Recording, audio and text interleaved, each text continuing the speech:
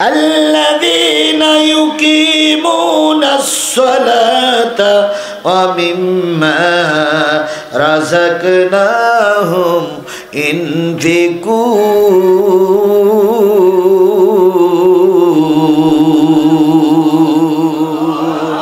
বন্ধুগণ, এটা কি মাদ্রাসা?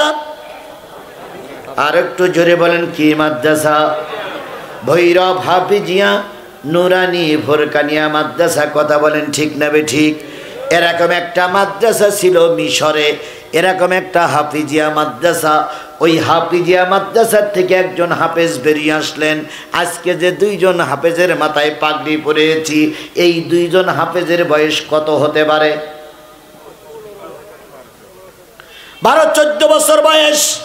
আর আমি যে হাফেজ সাহেবের কথা বলতেছি, মিশরে বাড়ি, 7 বছরের ছেলে কোরআনের হাফেজ। আর একটু জোরে বলেন না সুবহানাল্লাহ। 7 বছরের একজন কোরআনের হাফেজ যদি মাথায় পাগড়ি পরে সমাজে ঘোরাঘুরি করে, এমন কোন জালেম নাই তারে ভালোবাসবে না। মিশরের যে বংশের থেকে ওই ছেলেটা হাফেজ হইছে, ওই বংশে ওরা 7 ভাই। কয় ভাই? 7 ভাইয়ের ভিতরে এক ভাই হয়েছে কোরআনের হাফেজ, আর 6 ভাই জেনারেল শিক্ষিত। ওই হাফেজ সাহেবের বাবা মারা গেছে, মা বেঁচে আছে। ওরা কয় ভাই? 7 ভাই। হাফেজ সাহেব হেফজখানার থেকে মাথায় পাগড়ি পরে হুজুরের দোয়া নিয়ে যখন বুকে কোরআন শরীফটা নিয়ে বাড়ি এসেছে, মার জীবন ধন্য হয়ে গেছে। মা তখন যায় নামাজে বসে কাঁদতেছে, আল্লাহ আমার স্বামী মরে গেছে, দুঃখ নাই, আমার ছেলে হাফেজ হয়েছে, এটাই আমার জীবনের বড় পাওয়া। হাফেজ সাহেব নামাজ পড়ে, বাকি ছেলেরা নামাজ পড়ে না, মা খুশি হয়। একদিন হঠাৎ করে জুমার নামাজ পড়তে গেছে, ইমাম সাহেব বলতেছে, আজকে ইসলাম নিবু অবস্থায়, ইসলাম দেশের থেকে বিদায় হয়ে যাচ্ছে। ভারতের বুকে আমাদের ইসলাম প্রচার করা দরকার। ঠিক এই মুহূর্তে ভারতের বুকে আমাদেরও ইসলাম প্রচার করা দরকার, আছে না নাই?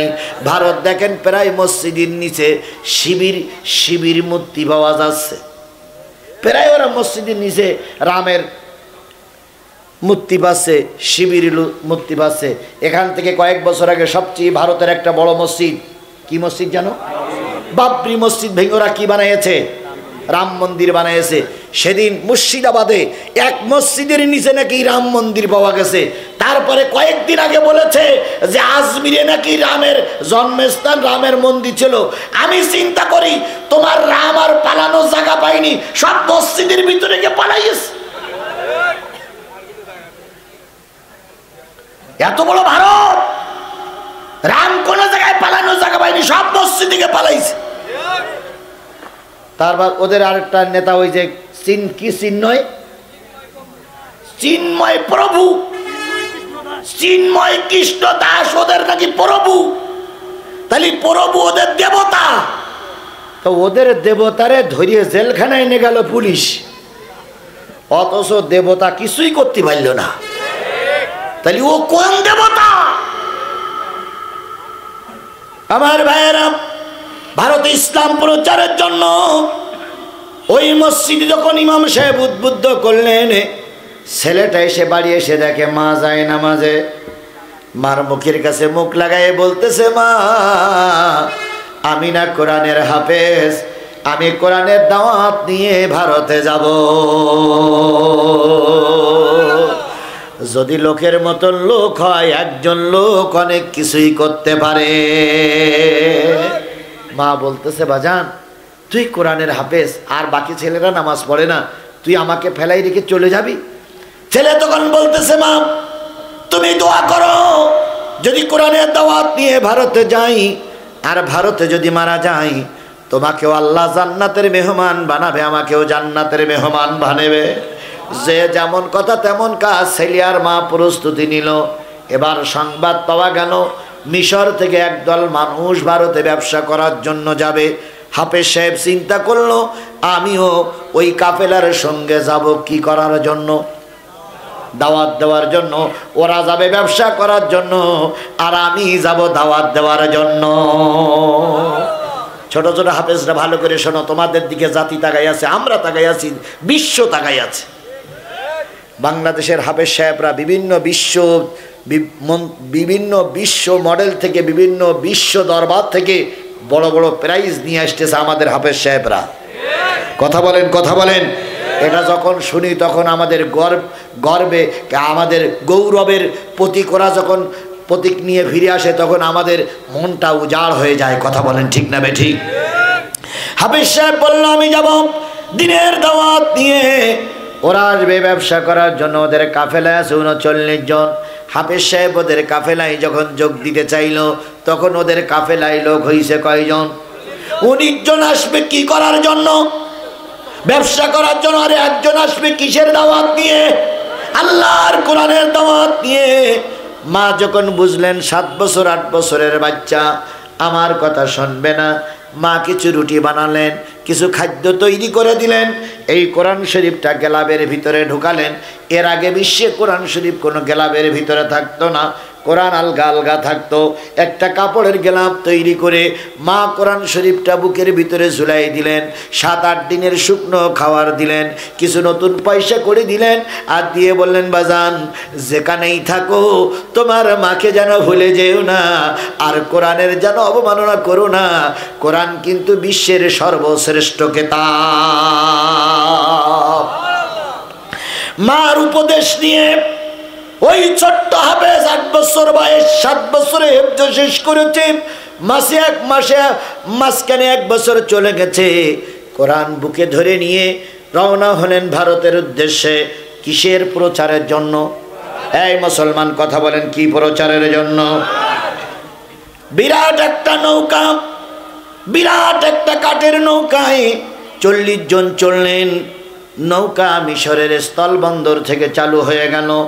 1 দিন গেল, 2 দিন গেল, 3 দিন গেল, 4 দিন গেল, 5 দিনের রাতে এখনো ভারতে পৌঁছাতে পারেন নাই।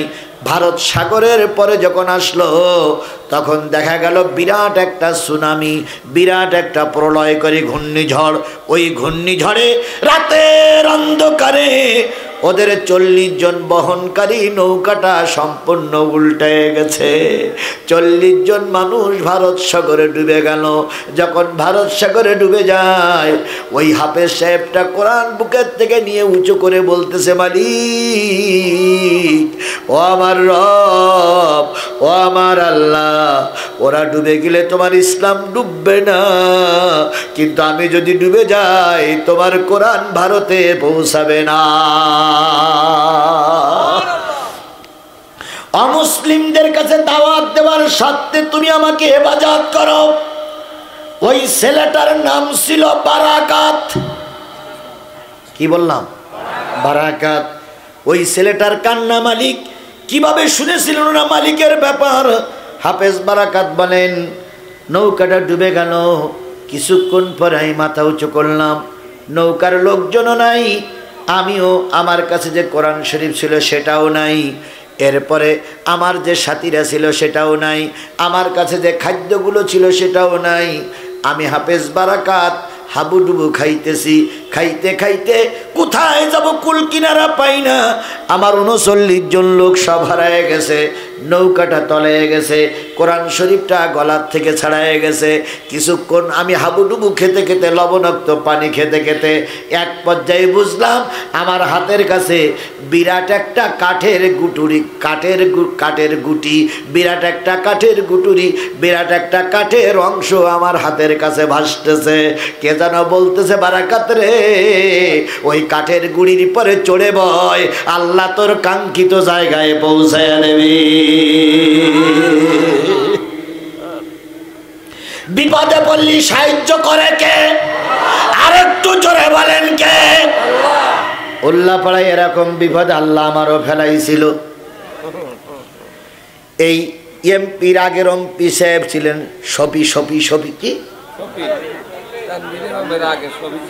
শফি সাহেব ছিলেন। উনি একবার আমার পর আক্রমণ করেছিলেন। উনি এখন আছেন না মারা গেছে? আল্লাহ ওর আরো হায়াত বাড়াই দিক। হ্যাঁ, ওর আল্লাহ হায়াত বাড়াই দিক। আমি উল্লাপাড়াই স্টেশনের ওই পাশে মাহফিল, আমি মাহফিল করে নামলাম, উনিও আমার পিছনে পিছনে নামলো।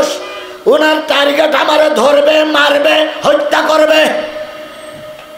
এরপরে আমি আসতেছি, ওনার গাড়ি আমার পিছনে পিছনে, আমার গাড়িও পিছনে, আমার গাড়ি সামনে, আমার ড্রাইভার।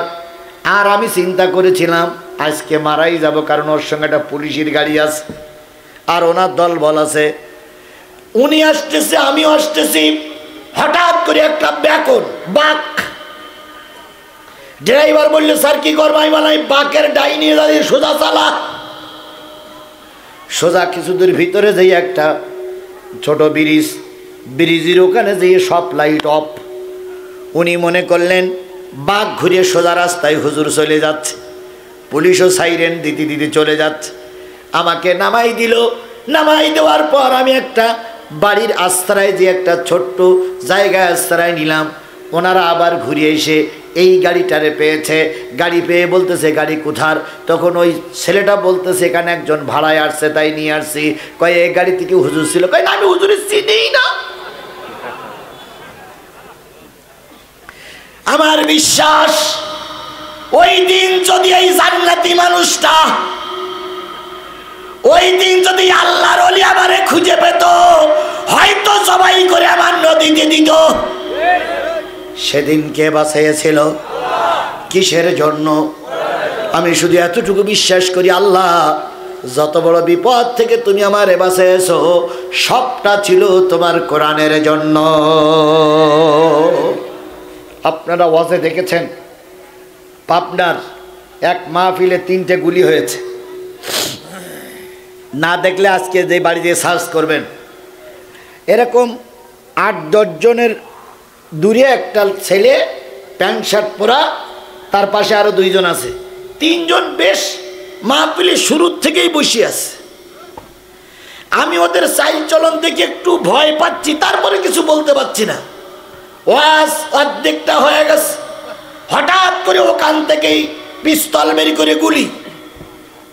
আমার যখন ডাইন পাশে কানের পাশ থেকে গুলি চলে যায়, আমি যদি মাথাটা একটু না ঘুরাতাম, ডাইরেক্ট ডাইন চোখ বেডে গুলিটা বেরিয়ে যেত।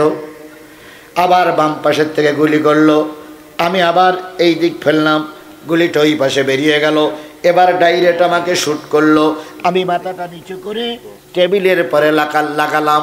3টা গুলি যখন হলো, জনগণ তার মধ্যে ঠিক পেয়েছে। জনগণ ওদের পরে আক্রমণ করলো, ওরা দৌড়িয়ে পালিয়ে চলে গেল।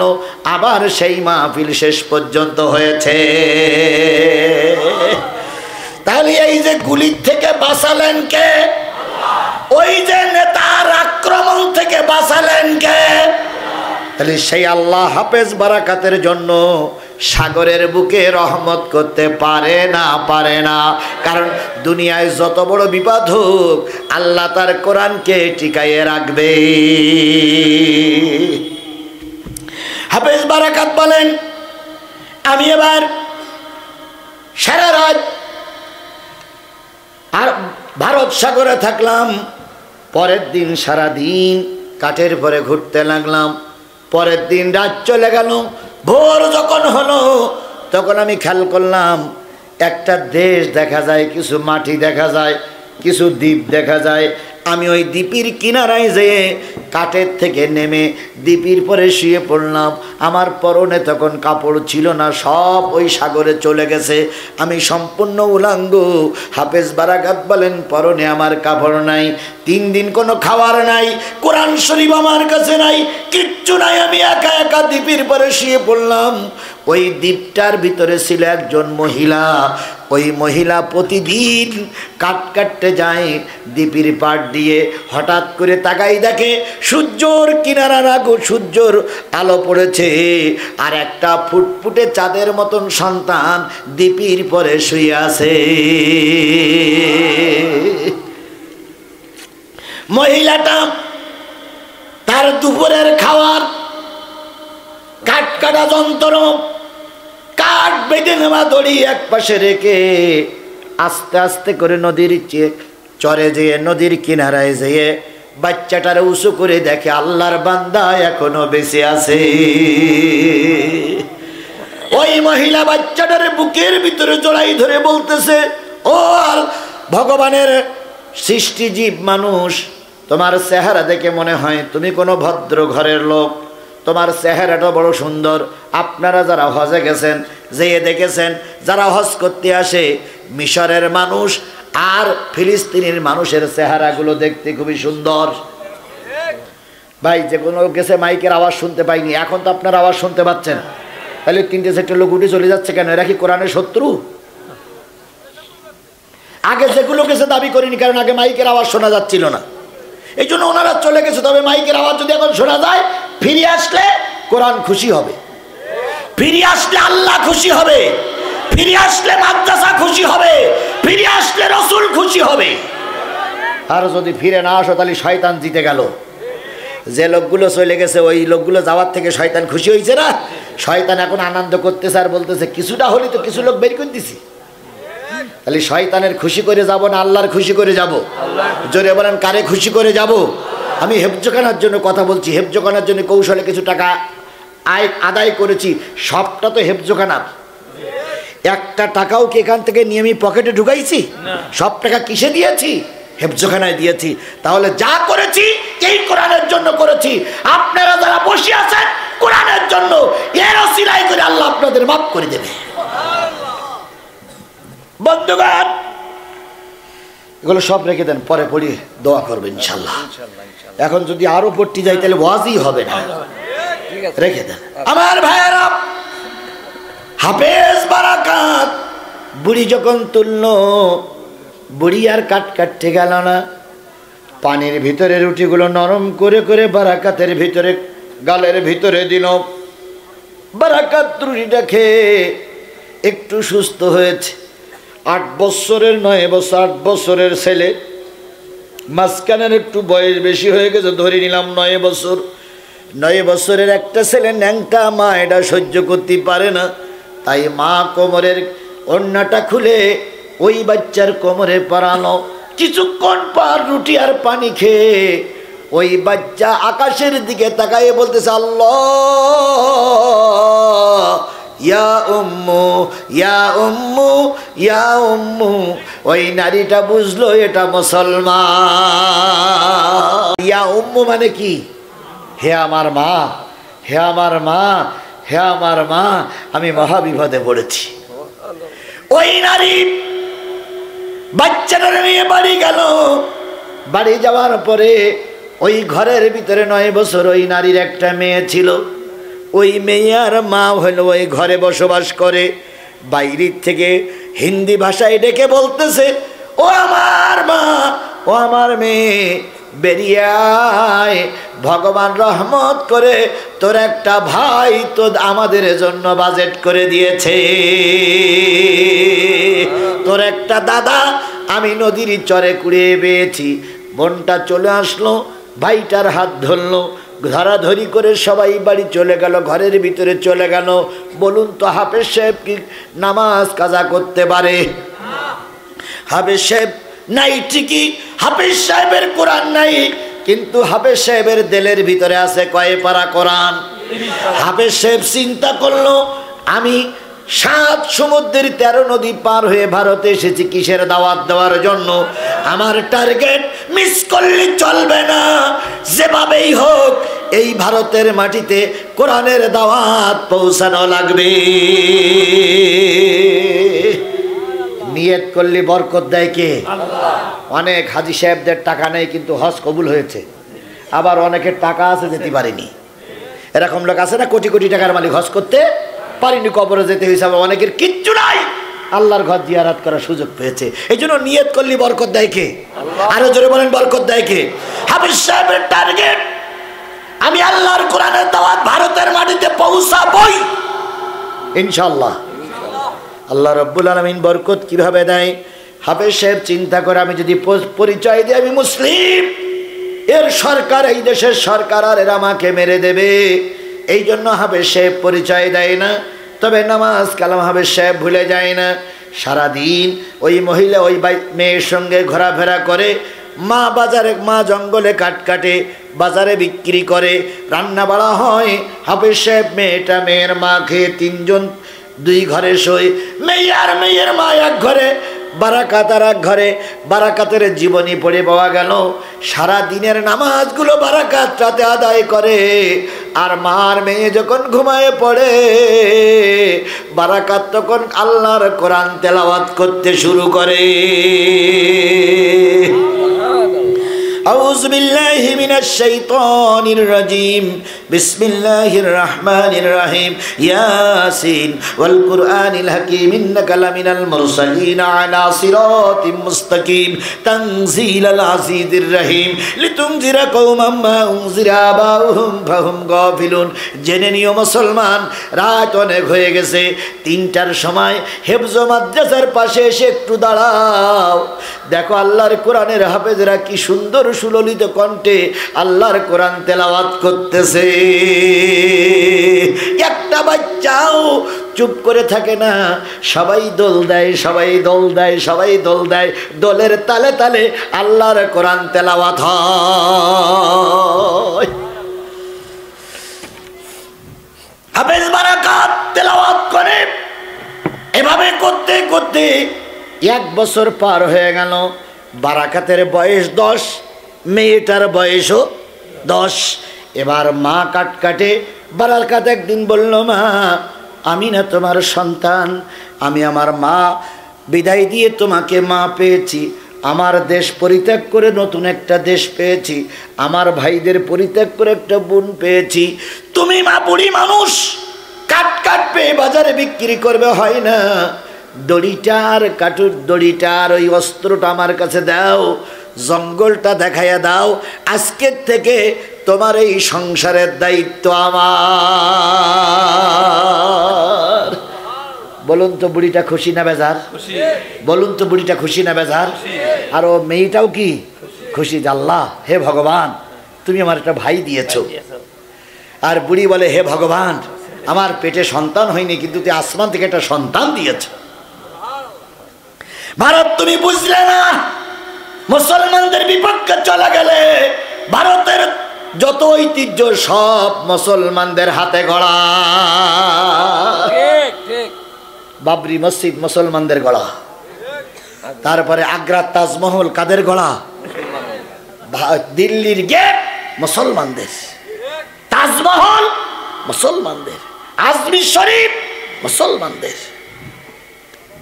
সব যদি ভেঙে দেওয়া, সব যদি গুড়িয়ে দাও, তাহলে কি শিবির লিঙ্গ দেখতে যাবে মানুষ?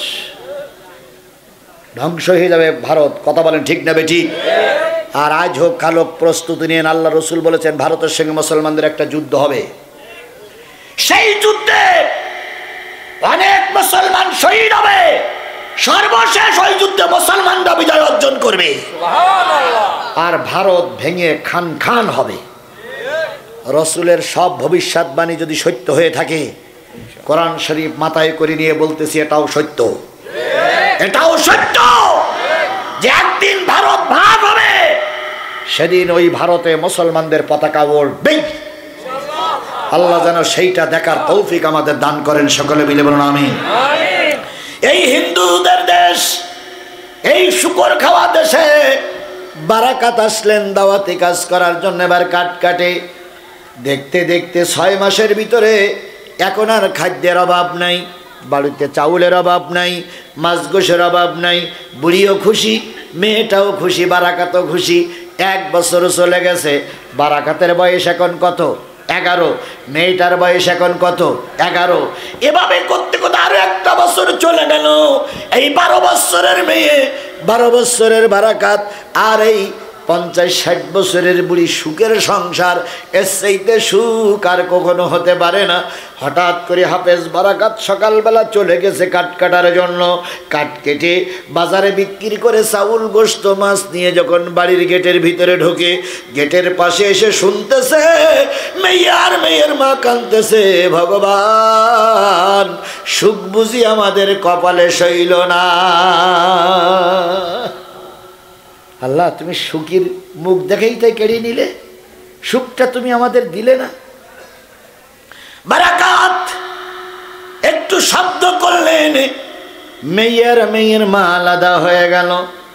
বারাকাত ঘরের ভিতরে যেয়ে দেখে মেয়ের চোখে পানি, মার চোখে পানি। বারাকাত হিন্দি ভাষা ততক্ষণে শিখে গেছে। বারাকাত ডাক দিয়ে বলে, মা আমি তোমাদের সংসারের হাল ধরেছি, এখন সংসারে সুখ এসেছে, এতে কি তোমরা সন্তুষ্ট না? মা বলতেছে, বাজানো কথা বলিস না, ভগবান আমাদের পর অসন্তুষ্ট হবে। মেয়েটা বলে, দাদা এরকম কথা বলবেন না, ভগবান অসন্তুষ্ট হয়ে যাবে। তাহলে কান্দো কেন? মেয়ে চোখের পানি মুছলো, মা চোখের পানি মুছে বলতেছে, বাজান রে, এত বড় বিপদ আমাদের সামনে এসেছে, যেই বিপদের মোকাবেলা করার মতন কেউ না।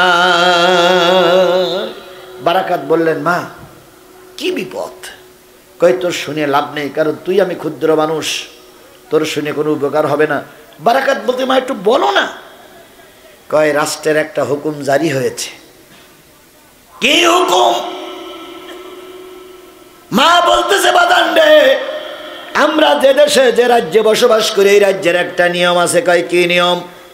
কয়, প্রতি অমাবস্যার রাত্রিতে একটা যুবতী মেয়ে, তোরে যেখানে কুড়ি পেড়ে পেয়েছিলাম ওই জায়গায় একটা ঘর করা আছে, ওই ঘরের ভিতরে প্রতি অমাবস্যার রাত্রিতে একটা মেয়ে দিয়ে আসতে হয়, বধূ বরণ করে নিয়ে যেতে হয়।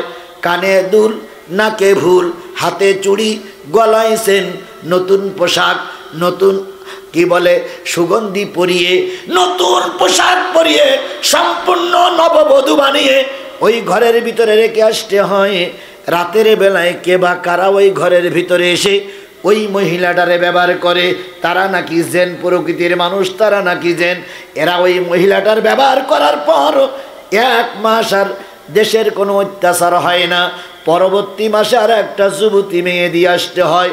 প্রতি বছরে 12টা মেয়ে ওই ঘরের ভিতরে দিয়ে আসতে হয়। রাতের অন্ধকারে ওরা যে সংখ্যায় কতজন আসে কেউ বলতে পারবে না। ওরা প্রথম নারীটারে ব্যবহার করে, নারী ওদের ব্যবহার সহ্য করতে না পেরে মারা যায়। মারা যাওয়ার পরে ওই দুষ্টু জেনেরা ওই নারীর বিভিন্ন জায়গার গোশতগুলো কামড়িয়ে কামড়িয়ে খেয়ে ফেলে, ওই নারীর চোখ তুলে নেয়, ওই নারীর কান কেটে খেয়ে ফেলে, ওই নারীর নাক কেটে খেয়ে ফেলে, ওই নারীর জিহ্বা কেটে নেয়, ওই নারীর লজ্জাস্থান ক্ষতবিক্ষত হয়ে যায়, ওই নারীর শরীরে কোনো গোশত থাকে না, কিছু হাড়কঙ্কাল থাকে।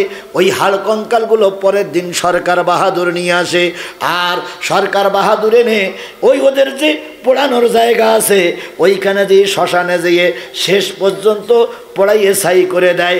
এটা নাকি দেশের একটা কালচার। একটু আগে তুই আসার আগে সরকার বাহাদুরের পুলিশ, র্যাব, সেনাবাহিনী আমার বাড়ি এসেছিল, এসে বলে গেল আগামীকাল রাত্রিতে তোমার এই মেয়েটা ওই ঘরে রেখে আসতে হবে। দেখেছেন তো, সুখ আসার পরে কি আসে? দুঃখ। দেশ স্বাধীন হয়েছে বলে, আমরা স্বাধীন করেছি বলে আনন্দ করার কোনো সুযোগ নাই, আবারও বিপদ আসতে পারে। একজন বড় মনীষী বলেছিলেন, স্বাধীনতা অর্জন করা সহজ, টিকাই রাখা বড় কঠিন। এখন আমাদের দেশের স্বাধীনতার টিকাই রাখা বড় কঠিন হয়ে দাঁড়াইছে। কথা বলেন ঠিক না বেঠিক? এমনি তো ডক্টর মোহাম্মদ ইউনূস একজন অরাজনৈতিক ব্যক্তিত্ব, এ তো রাজনীতি বোঝেই না। তারপরে তারা আশেপাশে যে আমলারা আছে প্রায় সব ভারতের দালাল। ইসকনের সদস্য মনীষা, একজন ইসকনের মহিলা কর্মী, গতকালকে ধরা পড়িয়ে অজ্ঞাত কারণে আজকে সে জামিনে মুক্তি পেয়েছে। এই রকম যদি চলতে থাকে দেশে আর একটা ভয়াবহ অবস্থা আমাদের সামনে আসতেছে। মোকাবেলা করার জন্য সবাইকে প্রস্তুত থাকতে হবে। এই জন্য স্বাধীনতা অর্জন করা সহজ, টিকাই রাখা নারী কান্দে ভগবান কেন বা তুমি সুখ দিলে? ছেলেটা যখন এই কথা শুনলো তখন বলল, মা চোখের পানি মুছে ভালো, এই বোন চোখের পানি মোছ। মা তখন যে পায়ে জড়াই ধরে বলতেছে, বাজান তুই নাই একা, ওই সেনাবাহিনীর সঙ্গে মোকাবেলা করে তুই পারবি না, র্যাবের সঙ্গে মোকাবেলা করে তুই পারবি না, যায় যাক মেয়ে যাক, তুই আর আমি তো ভালো থাকি। তো ছেলে বলতেছে, না মা, আমার ভিতরে একটা মন্ত্র আছে, এই 3 বছরের ভিতরে বারাকাত কিন্তু এটা স্বীকার করি নাই। এবার সুযোগ এসেছে, মা আমার ভিতরে একটা মন্ত্র আছে, সেই মন্ত্র যদি আমি তেলাওয়াত করতে পারি, কোন জিন তার 14 গোষ্ঠীর ক্ষমতা নাই আমাদের উপর আক্রমণ করে। সেই মন্ত্রটার নাম কি? ও মুসলমান, সেই মন্ত্রটার নাম কি? সেই মন্ত্র আজকে 2 জন হাফেজ সাহেবরা মুখস্থ করে এখান থেকে বেরিয়ে গেল। একটু সুবহানাল্লাহ বলবেন না? সুবহানাল্লাহ বলবেন না? সেই মন্ত্র আমার সামনে, সুবহানাল্লাহ সুবহানাল্লাহ সুবহানাল্লাহ। হাফেজ বারাকাত বলেন, মা চোখের পানি মুছে ফেল। মা ডাক দিয়ে বলে, বাবা ওরা সব জালেম, বিরাট সরকার, ওরা, তুমি পারবা না। বারাকাত বললেন, মা আমি একটু চেষ্টা করে দেখি। চেষ্টা না করে আমার বোনটারে আমি বেঁচে থাকা অবস্থায় বিপদের মুখে ছেড়ে দিতে পারি না। আগামীকাল রাতে যেতে হবে, তাই না মা? হ্যাঁ। বোনটারে বললেন, বোন তুই শোন। মারে বললেন, মা তুমি শোনো। কি? তোর সবচেয়ে নামি দামি যে কাপড়গুলো আছে সেইগুলো কালকে বিকেলবেলা আমার পরাই দিবি, আমি হব বধূ। আর তুই কালকে দুপুরের পরে বাড়ির থেকে বেরিয়ে জঙ্গলে যাবি, যতক্ষণ বিজয় হয়েছে এই শব্দ না শুনবি ততক্ষণ তুই বাড়ি আসবি না। আর মা কালকে যখন ওরা নিতে আসবে তখন তুমি বারান্দায় বেশি বসে একটু কান্নাকাটি করবা। আমি জানি তোমার কান্না আসবে না, কারণ আমি তো তোমার পেটের সন্তান না, তারপরও কান্নার অভিনয় করা লাগবে। আর কানে দুল আমার তো ফুটো নাই, তারপরে পরাই দে। নাকে যেভাবে পরা, হাতের চুড়ি পরা।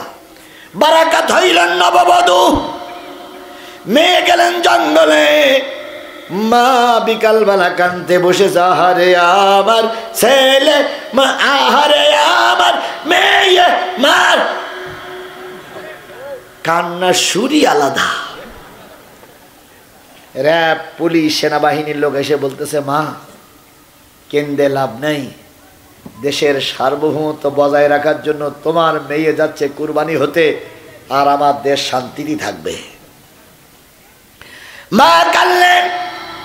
বারাকাতকে পালকির ভিতরে করে নিয়ে পালকিতে তুলে নাচ গান করতে করতে, ঢাকঢোল পিটাতে পিটাতে আজকের আমাবস্যার রাতে দিয়ে আসা হলো। ওই নদীর কিনারে একটা ঘর করা আছে, ঘরের ভিতরে বারাকাত ঢুকে সেনাবাহিনীদের ইশারা করলেন, আপনারা চলে যেতে পারেন, কোনো ভয় নাই, তোমরা কেউ না থাকতে পারো, কিন্তু আমার সঙ্গে বড় একটা শক্তি আছে, তিনি হলেন আমার আল্লাহ।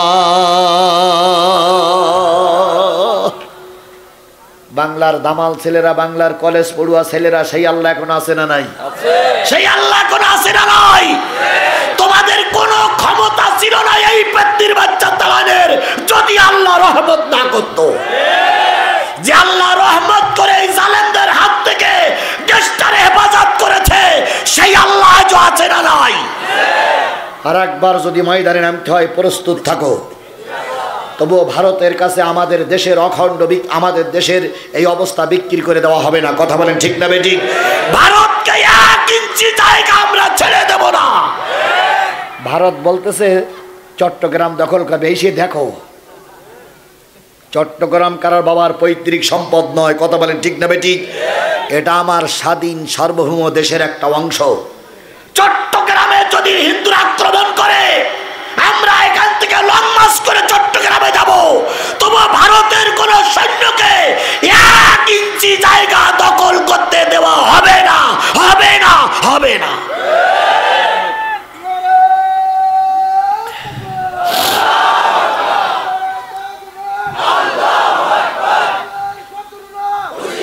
আমার ভাইরা, আমি চেয়েছিলাম 12টায় শেষ করব, 12টায় 20 হয়েছে। আমার এইটা শেষ করতে আর 10টা মিনিট দেবেন আপনারা? সবাই দেবেন তো? কেউ আবার রাস্তায় ইট পেট কেন দাঁড়াই নাই তো যে মেরেই মারবো দোষ? আল্লাহ আমাদের 10টা মিনিট কবুল করুক। মাইকটা ভালো হলে অস্তা আরো ভালো হতো। যতটুকু হয়েছে এটাই আলহামদুলিল্লাহ। সব জায়গায় সব জিনিস ভালো হয়, কিছু কিছু 19-20 হয়। এক জিনিস আজকের মাইক খারাপ হয়েছে বলে কালকে খারাপ হবে এরকম আশা করার ঠিক না, কারণ ওদের সেট তো এমনি ভালো সেটও তো আছে। আজকে হঠাৎ করে মেশিনপত্রের সমস্যা একটু 19-20 হয়ে গেছে, খারাপ নজরে দেখার সুযোগ নাই। আল্লাহ ওদের বরকত দিক, ওরা তো হাজারো চেষ্টা করেছে, আল্লাহ বরকত দিক। উল্টো বসবেন না, কেউ গালাগালিজ করবেন না, কারণ ইলেকট্রনিক জিনিস খারাপ তো হতেই পারে। আপনার আমার ভরসা নেই। সেদিন এক ইমাম সাহেব মসজিদে খুতবা দিতে দিতে পড়ে গেছে, ওখানেই মারা গেছে। বাংলা খুতবা শেষ, উনি বলতেছেন সবাই সুন্নত পড়েন। এই গত শুক্রবার, আজ কি বার? কালকের আগের দিন নরসিংদীর মাধবদী এক জুমা মসজিদের খতিব, সুললিত কণ্ঠের বক্তা, উনি বাংলা আলোচনা করে উনি বলেন সুন্নত পড়েন বলে উঠেছে, আর অমনি হুবড়ি খেয়ে পড়েছে। তা পড়িয়েছে, তা ওখানে পড়েই মৃত্যু। তাহলে ওনার মৃত্যুটা কত ভালো মৃত্যু ভাই! একটা ইমাম সাহেবের জীবনের 1 সেকেন্ড গ্যারান্টি নেই, ওর মাইক ভালো হতে পারে, খারাপও হতে পারে। উল্টো বসবেন না, ওর ব্যবসাটারে ধ্বংস করেন না, ওর ব্যবসা আল্লাহ বরকত দিক। আমরা দোয়া করেছি মাইক ভালো হয়ে গেছে, আল্লাহ তোমার ব্যবসায় বরকত দিক। আমরা তোমার শত্রু নয়, তবে খেয়াল করবা যাতে করে ভালো হয়, আল্লাহ বরকত দিক। ও আমার অনেক পুরাতন বন্ধু, এটা আমার অনেক পুরাতন শাগরেদ, আসলেই ভালো মন্দ জিজ্ঞেস করে, আল্লাহর বরকত দিক। আমিন। বন্ধুগণ, যে জিনিসটা বোঝাতে চাচ্ছিলাম সেটা হলো হাফেজ বারাকাতের ব্যাপারে কথা বলতেছিলাম। বারাকাত বলেন বউ বসে রেখে পৌঁছাই দেওয়া হলো, সেনাবাহিনীরে বিদায় দিলেন। রাত ওরা চলে আসলো, রাত অনেক হয়ে গেল। বারাকাত অপেক্ষায় ছিলেন কখন দুষ্টু জেনারা আসবে। রাত গভীর হয়ে গেছে, অবশ্যই অন্ধকার। হঠাৎ করে দেখা গেল সাগরের বুকে একটা প্রজ্বলিত আগুন জ্বলতেছে। বারাকাত চিন্তা করলেন এই বুঝি জেনে এসে গেল। বারাকাত শুরু করলেন ইয়াসিন ওয়াল কুরআনিল হাকিম ইন্নাকা লামিনাল মুরসালিন। আগুন থেমে গেল। খানিকক্ষণ পরে আবার দেখা গেল ঘরের চারিপাশে আগুন জ্বলতেছে। তার মানে জেন এখন ঘরের চারিপাশে। হাফেজ বারাকাত সূরা জেন তেলাওয়াত করতে শুরু করেন, আলহামদুলিল্লাহ। জেনেরা ঢুকতে না পেরে জেন চলে গেল। কখন জানি ফজরের আজান হয়ে গেল। হাফেজ বারাকাত তখন কোরআন শরীফের বুরুজ পড়তেছিলেন। ওয়াসসামাই যাতিল বুরুজি ওয়াল ইয়াউমিল মাউদ।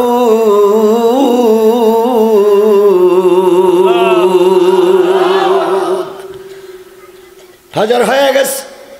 সরকারি দলের সেনারা, র্যাব, বিজিবি, পুলিশ গেছে সকালবেলা কি আনার জন্য? কঙ্কাল আনার জন্য, হাড় আনার জন্য। যখন ওরা ঢাক ঢোল পিটাই যাচ্ছে, হাফেজ বারাকাত তখন ঘরের থেকে এসে বলতেছে আসসালামু আলাইকুম। সেনাবাহিনী অস্ত্র ফেলাই মেরিয়েছে দৌড়। অন্যদিন কঙ্কাল পাওয়া যায়, আর আজকে সালাম দেয়। হায় রে সর্বনাশ! হাফেজ বারাকাত বাইরে এসে বলতেছে ও সেনাবাহিনী দৌড়াইও না, সেনাবাহিনী আরো দৌড়। অন্যদিন জেনেরা রাতে কারবার করে, আর এখন দেখি জেন দিনে কারবার করতেছে। ওরা দৌড়ায়, হাফেজ বারাকাত তাকাই থাকে। হায় রে শক্তিশালী সেনাবাহিনী, দৌড়াও কেন? অনেক দূরে দিয়ে সেনাবাহিনী পাগলের মতন তাকাই রয়েছে। কিরে, অন্যদিন কঙ্কালার, আজকে যেমন্ত মানুষ। ঘটনা কি? একজন দুইজন করতে করতে এগিয়ে আসে। হাফেজ বারাকাত বাইরে এসে বলে ভাই সঠিক সংবাদটা শুনে যাও। একজন যেয়ে বলতেছে নাম কি? বারাকাত। কালকে সে মেয়ে, সেই মেয়ে তো আমি না, সে তো মেয়ে, তুই তো ছেলে। হাফেজ বারাকাত শাড়ি কাপড়টা মাথায় দিল, কোমরে গুজে বলতেছে দেখেন তো কালকের মেয়ে কি আমি? হ্যাঁ তা তো। কিন্তু রাতে ওরা আসেনি। ওই এসেছিল, কিভাবে বাঁচলে? কয়েকটা মন্ত্র আমার কাছে আছে, ওই মন্ত্র যেখানে তেলাওয়াত হয় সেখানে জেন কেন, জেনের 14 গোষ্ঠী আসতে পারে না। সেনাবাহিনীর প্রধান, বিজিবির প্রধান, ওই সময় যারা শান্তি শৃঙ্খলায় নিয়ে জিতেছিল এই বাহিনী, পালকির পরে করে নিয়ে নাচতে নাচতে রাজদরবারে গিয়ে হাজির। জাহাপানা, বড় বিপদ থেকে আমার দেশটারে এই ছেলেটা হেফাজত করেছে। সুবহানাল্লাহ বলেন। সরকার বাহাদুর বলল, ওরে যুবক, আমি আমার ক্ষমতার বলে, আমি আমার অস্ত্রের বলে, আমি আমার লোকজনের বলে, ভারত এত বড় একটা অংশ, আমি আমার ক্ষমতার বলে কোনো নারীর সতীত্ব রক্ষা করতে পারিনি। তুই কোন মন্ত্র বলে এই নারীর সতীত্ব রক্ষা করেছিস? সেই মন্ত্রটা আমাকে একটু পড়িয়ে শোনা, যাতে করে দেশের মানুষকে আমি অন্তত নিরাপত্তা দিতে পারি। হাফেজ বারাকাত বললেন রাষ্ট্রপতি, হাফেজ বারাকাত বললেন রাষ্ট্রনায়ক, ও আল্লাহর গোলাম, আমার ভিতরে আছে কোরআন, এই কোরআন পড়লে জেন আর ক্ষতি করতে পারবে না, আর আমি যদি বেঁচে থাকি কোনো জেনের হাতে আর নারীদের তুলে দেওয়া হবে না। যদি বড় বিপদ এসে যায় এই কোরআন দিয়ে তার মোকাবেলা করা হবে। রাষ্ট্রপতি বলতেছে, বাজান রে, তুই আমার বুকে আয়, অস্ত্র দিয়ে মোকাবেলা করতে পারিনি, বোম ফুটেই মোকাবেলা করতে পারিনি, তারপরে লোকজন দিয়ে সেনাবাহিনী দিয়ে মোকাবেলা করতে পারিনি, তুই যে মোকাবেলা করেছিস এই জন্য তুই আমার হৃদয়ের স্পন্দন আমার বুকের ভিতরে জড়িয়ে আয়। আর তুই যে মন্ত্র পড়ে এই জেনদের হাত থেকে আমার যুবতী মেয়েদের হেফাজত করেছিস সেই মন্ত্রটা একটু পড়িয়ে শোনা। এবার হাফেজ বারাকাত বললেন, আল্লাহ এই তো সুযোগ। হাফেজ বারাকাত বললেন, ও রাষ্ট্রপতি, এই মন্ত্র পড়তে গেলে কলেমাওয়ালা হওয়া লাগবে।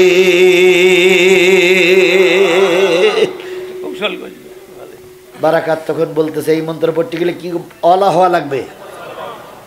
রাষ্ট্রপতি তখন বলতেছে, কালেমাওয়ালা হলি যদি বিপদ থেকে বাঁচা যায়, তুই সেই কালেমা আমার পড়াই দে। রাষ্ট্রপতি কালেমা পড়লেন, সেনাবাহিনীর প্রধান কালেমা পড়লেন, গোটা দেশে সমাবেশ হতে শুরু করলো। আর বলল রাষ্ট্রপতি, সেনাবাহিনী প্রধান বিচারপতি সব কলেমাওয়ালা হয়ে গেছে এই বিপদ থেকে বাঁচার পরে। এইবার ওই এলাকার যেখানে যাই সেখানের লোকজন দলে দলে কালেমা পড়ে মুসলমান হয়ে যায়। যে অঞ্চলে, ভারতের যে অঞ্চলে হাফেজ বারাকাত কালেমার দাওয়াত দিয়ে লক্ষ লক্ষ কোটি কোটি মানুষকে কালেমাওয়ালা বানাইছিলেন, ওই অঞ্চলটার নাম হচ্ছে মালদ্বীপ। অঞ্চলটার নাম কি? মালদ্বীপ। মালদ্বীপ ছিল ভারতের একটা অংশ, অনেকগুলো দ্বীপের সমন্বয়ে হলো মালদ্বীপ। ওই দ্বীপে দ্বীপে কালেমার দাওয়াত দিয়েছে এই একজন হাফেজ, তারও সিলাই করে সেখানে কালেমার ঝান্ডা উড়েছে। আজও মালদ্বীপ কোরআন দিয়ে চলতেছে। তাহলে ছোট একজন বারাকাত যদি, একজন হাফেজ সাহেব যদি কোরআনের দাওয়াত দিয়ে ভারতের মতন অমুসলিমদের দেশে যদি কালেমার দাওয়াত পৌঁছাতে পারে, আমরা বাংলাদেশের 18 কোটি মানুষের কম বেশি কোরআন শরীফ জানা আছে না নাই?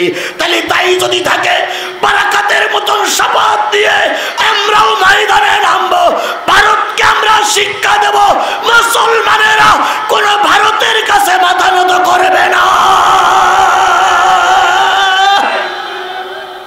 কোরআনের জন্য প্রয়োজনে আবার রাস্তায় নামবো, কোরআনের জন্য আবার জীবন দেব, কোরআনের জন্য রাজপথে শহীদ হব।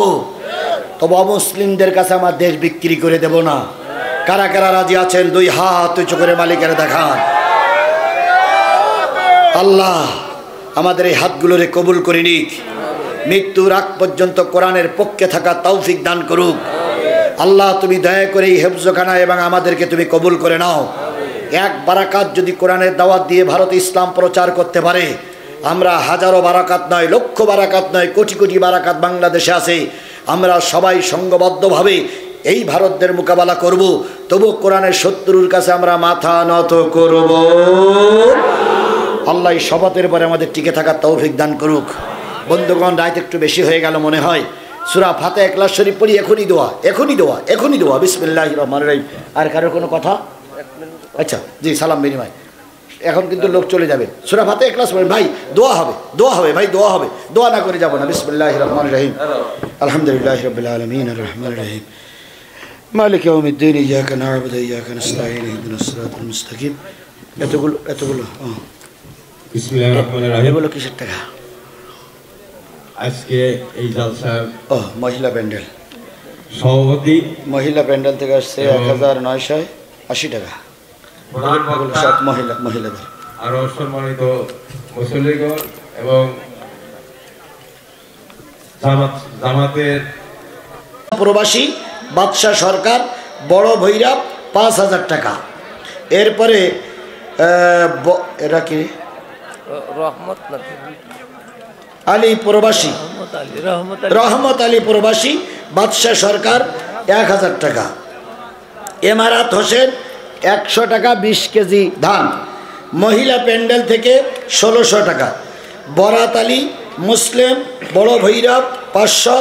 আর শাহিদ এটা কি লিখেছে 50 আর 500। আল্লাহ কবুল করুক, আল্লাহুম্মা আমিন। আর একজন ভাই 500 টাকা দিয়েছেন। আর আমার সুমন ভাই অসুস্থ বাবার জন্য দোয়া চেয়ে 500 টাকা। চেয়ারম্যান প্রার্থী এতক্ষণ ওয়াজ করলেন, কথা বললেন, আগে দেশে আবার 1000 টাকা। আল্লাহ আমার ভাইকে কবুল করুক। রব্বানা যালামনা আনফুসানা ওয়া ইন লাম তাগফির লানা ওয়া তারহামনা লানাকুনান্না মিনাল খাসিরিন। রব্বানা ইন্নানা আমান্না ফাগফির লানা যুনুবানা ওয়া কিনা আযাবান নার। রাব্বিরহামহুমা কামা রাব্বায়ানি সাগীরা ওয়া কুর রাব্বিরহামহুমা কামা রাব্বায়ানি সাগীরা। মহিয়ান গরিয়ান সর্বশক্তিমান আল্লাহ, তুমি তোমার এই হেফজখানার দিকে একবার তাকায়া দেখো। হাজার হাজার মানুষ নিয়ে কোরআনের মাহফিল শুরু করেছিলাম। সামান্য একটু ত্রুটির দিকে খেয়াল করে অনেক মানুষ কোরআনের মাহফিল ছেড়ে চলে গেছে। আর কিছু মানুষ এখনো তোমার পাগলেরা কোরআনের মাহফিলে আছে। শেষ মোনাজাত আমরা যারা করতে পেরেছি, দয়া করে তাদের আমাদেরকে সহ আর যারা কোরআনের মাহফিলে সাহায্য করেছে, সহযোগিতা করেছে, সকল নারী আর পুরুষদেরকে আল্লাহ তুমি জান্নাতের মেহমান বানায়া দাও। এই প্রতিষ্ঠান কারোর একক দান নয়, এই প্রতিষ্ঠান কারোর একক টাকায় হয়তো চলে না, সবাই মিলে আমরা দান দিলাম। দয়া করে এই প্রতিষ্ঠানকে আল্লাহ তুমি কিয়ামত পর্যন্ত কবুল করে নাও। আজকে সর্বোচ্চ দান যিনি দিয়েছেন তাকেও কবুল করো, সবচেয়ে কম টাকা যিনি দিলেন তাকেও কবুল করো। যারা ধান দিল, অন্য জিনিস দিল, তাদেরকেও তুমি কবুল করে নাও। এবার 2টা ছেলে কোরআনের দস্তারবন্দি খেয়ে দস্তারবন্দি নিয়ে বেরিয়ে গেল। আগামী বছর এখান থেকে যেন আরও বেশি ছেলে কোরআনের হাফেজ হয়ে বেরিয়ে যেতে পারে, তৌফিক দাও। রাত 12:30টার পরে হাত তুলেছি। আল্লাহ, আমাদের মা বাপ দাদা দাদি যারা কবরবাসী হয়ে গেছে সবাইকে মাফ করে দাও। সবার কবরগুলো তুমি জান্নাত দিয়ে ভরপুর করে দাও। সবাইকে আল্লাহ তুমি হেফাজত করো। যাদের মা বাপ এখনো বেঁচে আছে, আমাদের খেদমতে তারা সন্তুষ্টি অর্জন করতে পারে, তাও ভেঙে দিয়ে দাও। আল্লাহ তাআলা আমার এক ভাই সুমন ভাই, তিনি 500 টাকা দান দিয়ে তার বাপ মা আত্মীয় স্বজনের জন্য দোয়া চেয়েছেন। চেয়ারম্যান প্রার্থী 1000 টাকা দান দিয়েছেন। এইভাবে সহ সকলের দানগুলো আল্লাহ তুমি কবুল করে নাও। এনারা আগেও দিয়েছেন, পরেও দিয়ে আবার দোয়া চাইলেন, সকলকে আল্লাহ কবুল করে নাও। এই যে মাদ্রাসার মুরব্বী কমিটিগুলো, আল্লাহ এরকম একটা কোরআনের মাহফিল করতে গেলে 1 মাস আগের থেকে কষ্ট করা লাগে। এই মুরব্বী এই ভাইজানগুলো 1 মাস খাওয়া না, ঘুম না, কখন প্রতিষ্ঠানটার কাজ সম্পূর্ণ হবে। আল্লাহ, হেফজখানার শিক্ষক মাদ্রাসার কমিটিকে দীর্ঘদিন পরিশ্রম করতে হয়েছে। বিনিময়ে তারা 10টা টাকাও পাবে না, বিনিময়ে তারা 1 শ্বাস খাওয়ানাও পাবে না, শুধুমাত্র তোমার সন্তুষ্টির জন্য। মাবুদ, তাদের এই কষ্টগুলো তুমি কবুল করে নাও। এর বিনিময়ে তাদের উত্তম যাওয়া এহকালও দাও, পরকালও দাও। আল্লাহ তাআলা যারা এসেছিল শুনতে, তাদেরকে সুস্থভাবে বাড়ি পৌঁছানো তৌফিক দিয়ে দাও। আল্লাহ আমাদের সকলের জন্য ইসলাম মেনে চলা সহজ করে দাও। যে যে নিয়ত করে দান করেছে সকলের নিয়তের পরে বরকত দিয়ে দাও। আমাদের দেশটা তুমি হেফাজত করো, তুমি হেফাজত করো, তুমি হেফাজত করো, তুমি হেফাজত করো। আমাদের কিচ্ছু নেই কিন্তু তুমি তো আসো, আমাদের কিচ্ছু নেই তুমি তো আসো, আমাদের কিচ্ছু নেই তুমি তো আসো। তো তুমি থাকতে যদি বাইরের লোক আমাদের উপর আক্রমণ করে তাহলে আল্লাহ আমরা তোমার কি করে গোলামি করবো? আল্লাহ দয়া করে তুমি আমাদের জন্য রহমত হয়ে যাও, আমাদের জন্য করুণার পাত্র হয়ে যাও। ভারতের আগ্রাসন থেকে আমাদের দেশটা তুমি হেফাজত করে নাও। তোমার দোস্তের খাতিরে আল্লাহ আমাদের সকলে দোয়া কবুল করে নাও। বেঁচে থাকলে আবারও কোনোদিন দেখা হবে, যদি বেঁচে না থাকে এই দেখাই যেন আমাদের শেষ দেখা হয়। জান্নাতের সিঁড়িতে আমাদের পরিচয় করাইয়া দিও।